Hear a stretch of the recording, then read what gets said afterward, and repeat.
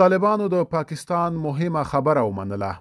پاکستانی رسنۍ کابل ته مو د هیواد د سوداګریز پلاوي سفر له مثبتو پایلو سره پای ته رسیدلی دی.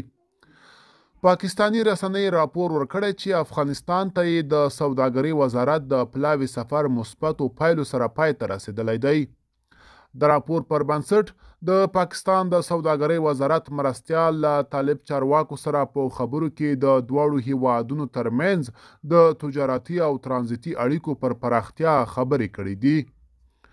ویل شوي چې دواړو خواو به د افغانستان او پاکستان په عبوري لارو کې د مسافر او ناروغانو د تګ راتګ لپاره اسانتیاوې رامنځته کړي.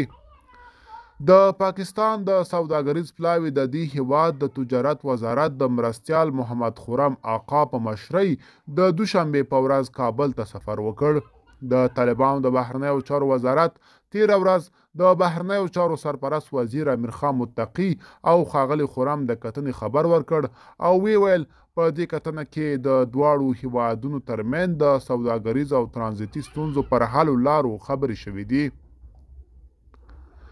خو د پاکستانی رسنیو خبر ورکړی چې په دې لیدنه کې پاکستانی پلاوي د طالبانو له حکومت سره غوښتي چې د تحریک طالبان پاکستان په ګډون هیڅ ډلې ته اجازه ورنکړي چې د افغانستان له خاورې د پاکستان پر ضد کاروي.